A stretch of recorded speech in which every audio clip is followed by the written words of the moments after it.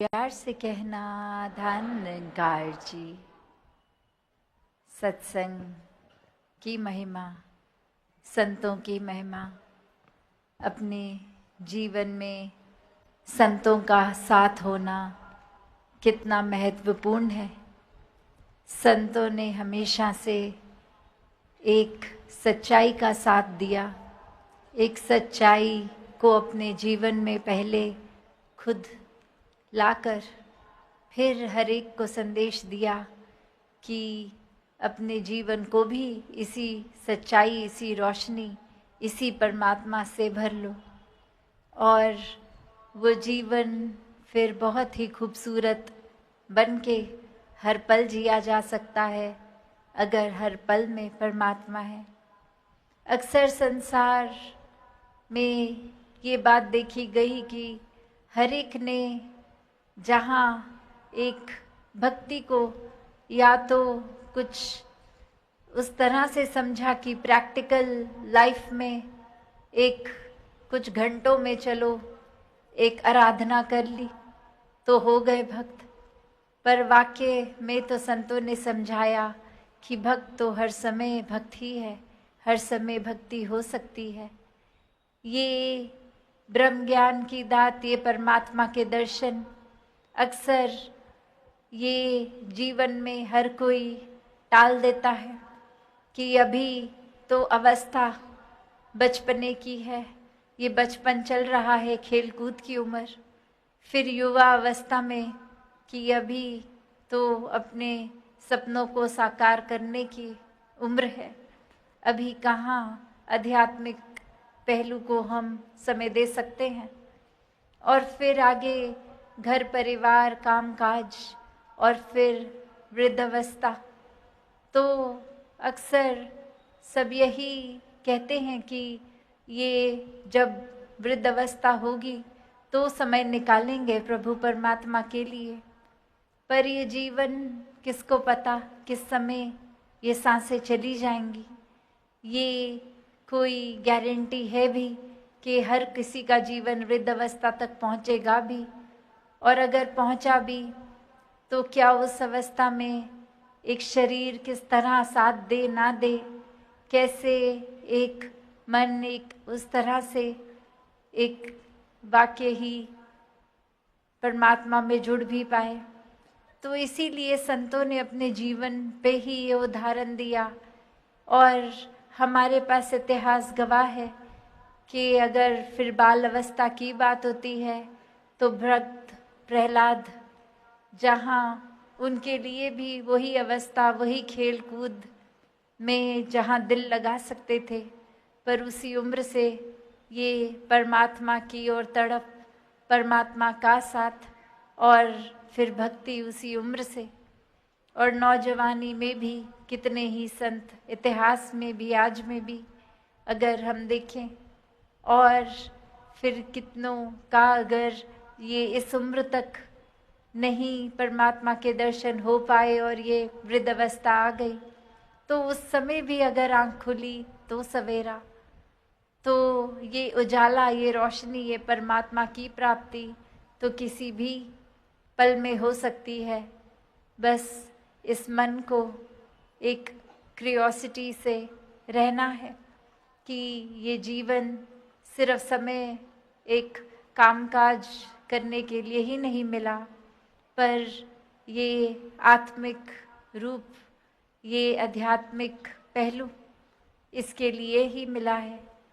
ये एक शरीर तन तो मनुष्य का है, पर ये आध्यात्मिक जागृति के लिए, ये कामकाज से कोई परहेज नहीं, अपनी एक काम तो करना ही है, क्योंकि भक्ति भी घर परिवार समाज में रह के ही करनी है, कोई कट ऑफ करके कहीं दूर जाके बस के एकांत में तो नहीं करनी।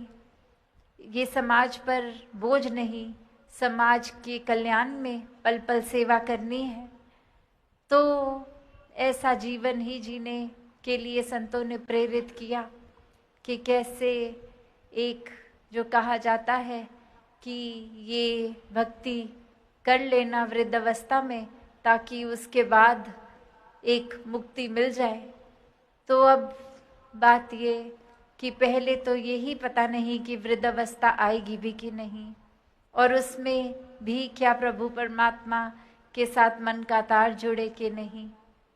तो फिर ये बात जो मुक्ति की, जो हर कोई धर्म ग्रंथ कह रहा है कि इस मानव तन में आए हो तो मुक्ति भी इस मानव तन में ही संभव है। ये जीवन जीने का रास्ता ही जीते जी मुक्त करा सकता है। और जीवन के बाद भी एक कहानी भी दासी को याद आ रही है कि एक इंसान किसी रास्ते पे चलते चलते अब कहीं जाना की पहुंचने की कोशिश कर रहा है, और वहाँ एक नदी है और नदी के अब उस पार जाना है पर रास्ता समझ नहीं आ रहा। और वहीं से देखता है उस सामने भी एक इंसान उसको ज़ोर से आवाज़ लगा के पूछता है कि मुझे उस पार जाना है, कैसे आया जाए, वो रास्ता बताइए। और वो इंसान वापस रिप्लाई कर रहा है, आप तो पहले ही उस पार हैं, मुझे इस पार आना है, मुझे नदी के उसी पार जहाँ आप खड़े हैं, मैं तो खुद ही उस तरफ आना चाह रहा हूँ, आप इस तरफ आके क्या करेंगे। तो अब बात ये कि वो इंसान अपनी मंजिल नदी के उस पार बनाए बैठा है, और जो नदी के उस पार इंसान है वो इस तरफ आना चाहता है।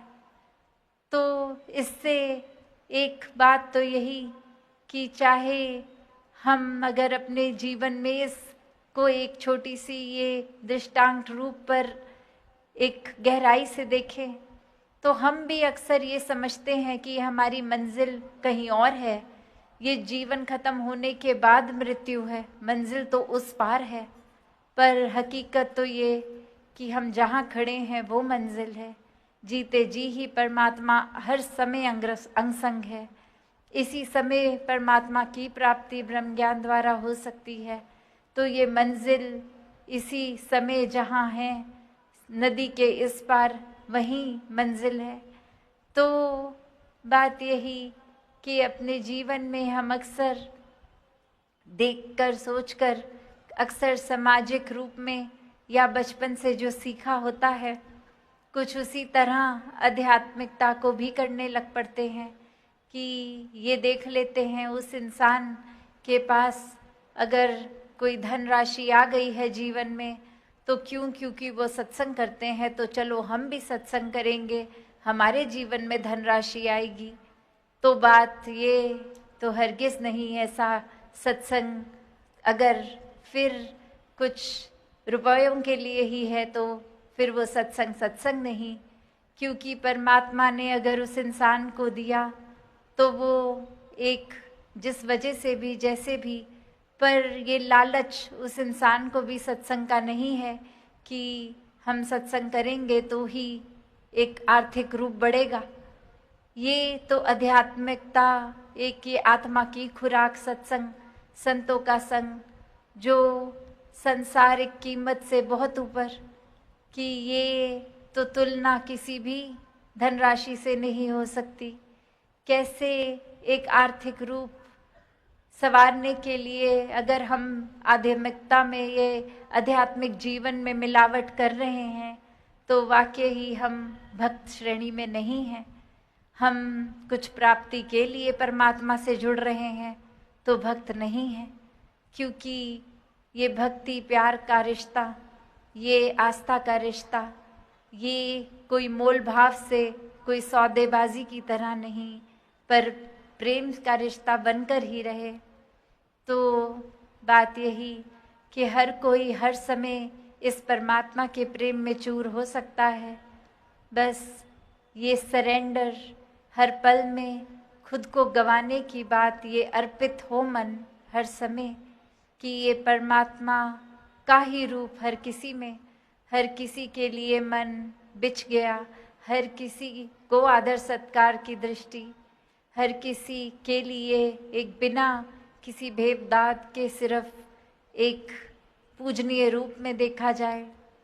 फिर अपने आप को गिनवाने वाली अवस्था में नहीं है सब, कि हमने देखो कितना अच्छा काम किया, हम कितने बलवान हैं, हमारी सोच कितनी अच्छी, हम कितने एफिशिएंटली कुछ काम को नतीजा दे सकते हैं। नहीं, फिर तो ये बात होती है कि हर एक से सीखा जाए वो इंसान कितना बखूबी कुछ कर रहा है, हमें ये गुण अपनाना है उससे। तो बात वही कि कैसे भक्ति प्यार से युक्त होकर जीवन जीने का नाम है। एक अभिमान से दूर होके अपने आप को उस तरह से कि दासों का दास, संतों की सेवा करने के लिए जीवन मिला है, उस भाव से युक्त होना कि किस तरह हर पल सिर्फ और सिर्फ परमात्मा याद हो, बाकी दुनियावी काम तो एक फिर सहज रूप में एक ऑटो पायलट मोड में होते रहेंगे। बस प्राथमिकता, ये प्रायोरिटी परमात्मा निराकार। और इसी तरह हर कोई अपना जीवन जी भी सकता है, ये कोई सिर्फ बोलने की या किताबी बात नहीं है। संतों ने हमेशा प्रैक्टिकल स्पिरिचुअलिटी का एक रास्ता दिखाया खुद जी के। ये आत्ममंथन की भी बात वही कि कैसे सिर्फ बोलना नहीं है, ये कर्मों में भी हमें एक वही महक लेके आनी है जो वाकई ही हमें इंसान बनाता है। एक सिर्फ इंसान की ही बात, ये मानवीय गुण तक ही नहीं, ये रूहानी गुणों से युक्त होकर इंसानियत जब मिल जाए तो वाकई ही ये रूहान के साथ रूहानी ही हर कोई बनता है। तो इसी तरह ये दातार हर एक के लिए बराबर, ये परमात्मा, चाहे वो एक अभी जिक्र भी हुआ कि कितनी भिन्न भिन्न तरह के आकार इंसानों के भी अगर हैं, चाहे वो रंग का फर्क, पहरावे का, भोजन का, मौसम का, ये जो गुण पेड़ के हैं वो पहाड़ के नहीं, जो पहाड़ के हैं वो नदी के नहीं, पर सब कितने ही अपने आप में अपने काम को पूरी तरह कर रहे हैं। सिर्फ इंसान ही है जो ये अलग अलग चीज़ों में नफरत ढूंढ रहा है। कभी भी ये कुदरत ने तो कोई नफरत एक दूसरे से नहीं करी, पर एक सहयोग में ही चले हैं। तो इंसान अपना जीवन खुद ही पतन की ओर लेकर जा रहा है और ये भाव गवा रहा है कि जब हर एक में ही परमात्मा है तो नफरत किस बात की। तो बिना नफरत के हर कोई जीवन जी सकता है, संतों का संग करके इस निराकार दातार परमात्मा के आश्रय हर पल इसी में फिर सहज रूप में ही ये सांसें आते जाती रहती हैं। हर पल में शुक्राने का भाव, हर पल में खुद को संवारने का भाव, हर पल में सुकून, हर पल में ये सोच का, मन का विस्तार, हर पल में ये आत्म मंथन अपने भीतर का ये सफ़र। तो हर कोई जहाँ अपने अंदर भी उतना ही गहराई से आत्म मंथन करे, वहाँ बाहर अपने घर, परिवार, समाज, संसार सभी के प्रति भी ये प्रेम का विस्तार हर किसी का बढ़ता जाए। और तभी ये सेवा, सुमिरन, सत्संग का महत्व भी कि कैसे संतों का संग, संतों की बातों को सुनकर जीवन में उतार के ये जहाँ हमारा एक जीवन जीने का तरीका संवरता रहता है, वहीं सुमिरन रूप भी मन को हमेशा परमात्मा के साथ उसी नाते में रखता है।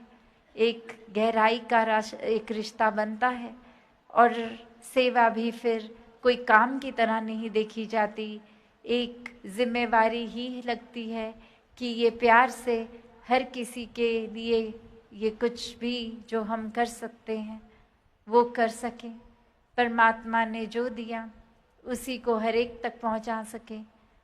तो ये समागम रूप भी जो 2 दिन यही शिक्षाओं से संतों ने हर एक को संदेश दिया, पिछले कल भी और आज भी, ये 2 दिन भी, और हमेशा से ही संत सिखाते हैं। तो ये रूप चाहे अलग अलग भाषाओं का भी आज और कल में देखा कि कैसे ये साउथ इंडियन स्टेट्स की ये रूप बने हर एक के अपनी ही गुणों से, पर बात हर एक ने इसी निराकार की करी कि ये पांडुरंग का रूप, ये विठल का रूप, ये परमात्मा, ये एक ही, इसी का आधार, इसी में सब कुछ और इसी में सब कुछ। तो दातार कृपा करे कि ये निरंकार का एहसास हर समय हर किसी के जीवन में बना रहे। साथ संगत जी, धन निरंकार जी।